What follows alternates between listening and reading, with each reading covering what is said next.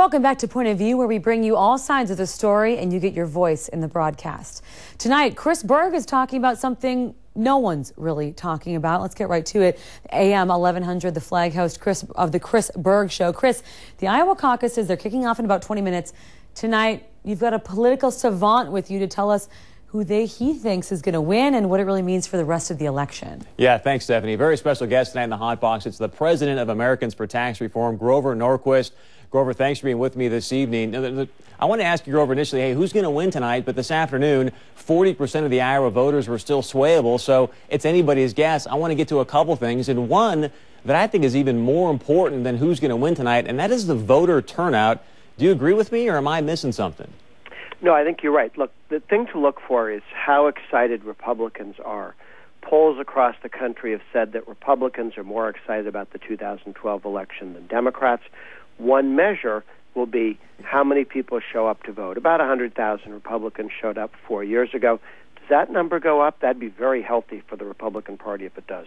Now, one key thing also that nobody's talking about is the delegate game has changed. It's no longer a zero-sum game, winner takes all. Explain what's changed and why that's so important leading into New Hampshire, South Carolina, and the other states.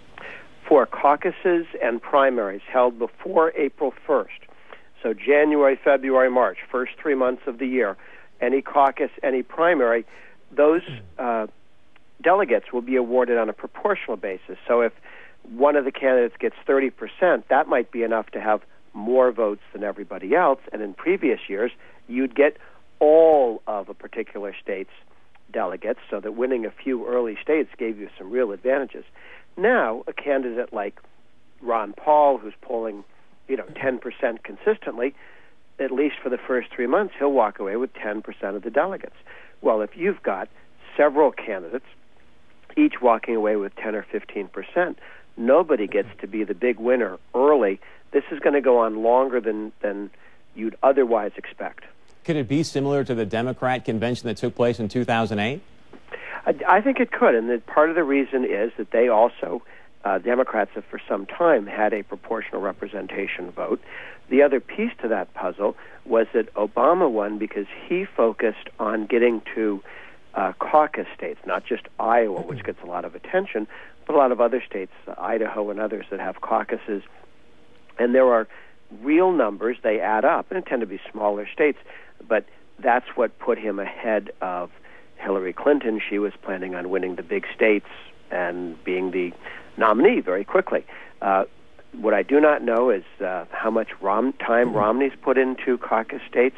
We do know that Ron Paul has put a lot of time and effort into caucus states because that's where he's traditionally done best. So watch for a real knockdown, drag-out on some of those caucus states with everybody going home with some votes. I want to bring it a little bit closer to home. As you know, there's a couple of U.S. Senate races coming up, one in Minnesota, one in North Dakota. Let's start with Minnesota first. U.S. Senator Amy Klobuchar is up.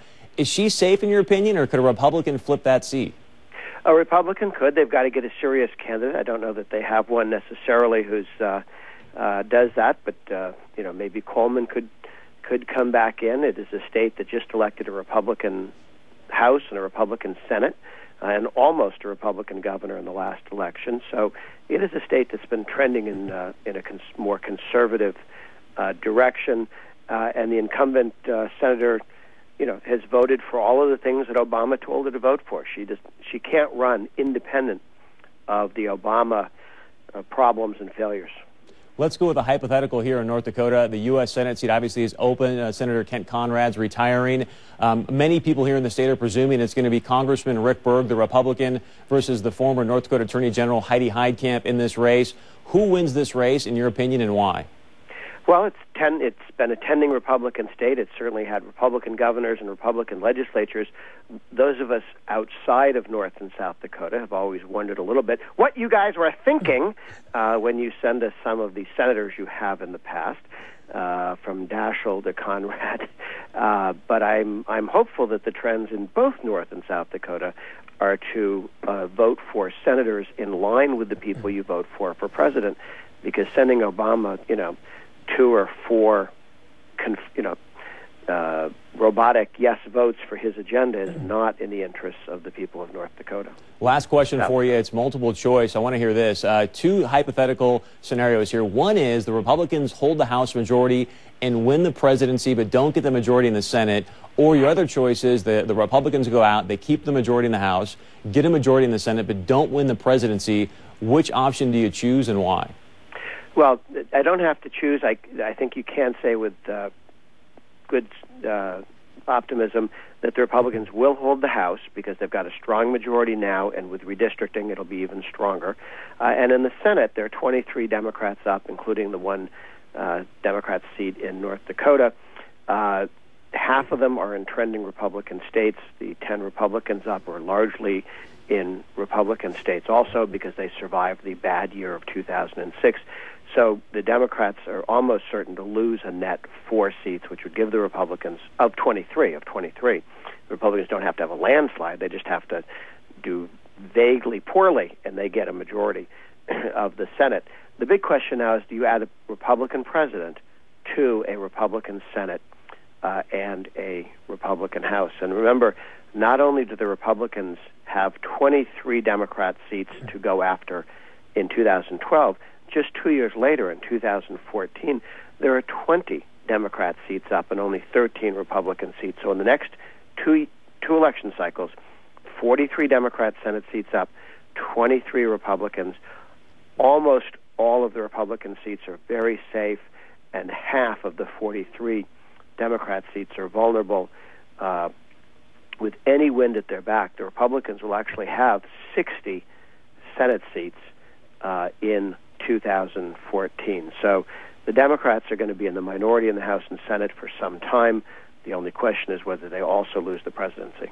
Grover Norquist, president of Americans for Tax Reform. Grover, thanks so much for being in the Hot Box tonight. If you want to find out more about him and his organization, you can go to atr.org. Look, the number one thing you want to focus on tomorrow, it's not who wins the Iowa caucus. It's going to be voter turnout, and here's why. As Grover alluded to, back in 2008, roughly 100 to 119,000 Iowans showed up in the caucuses.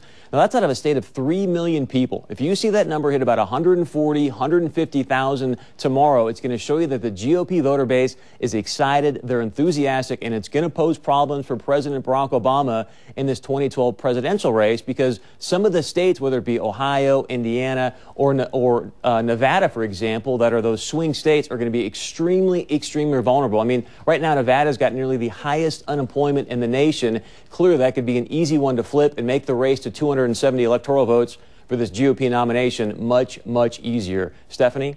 I got a quick question for you, Chris. Are the Iowa caucuses overhyped with media and everything, or do they matter? What do you think? I think they are overhyped because you look at who's won as of late, it hasn't really predicated who's going to win that GOP nomination. Typically, it's been South Carolina. If you look at South Carolina right now, Governor Haley's on the Romney train, and so she's going to go stump for him over the next few days, which obviously is going to go bode well for his campaign. All right, Chris, always good to have you in from the Chris Berg Show on AM 1100 The Flip.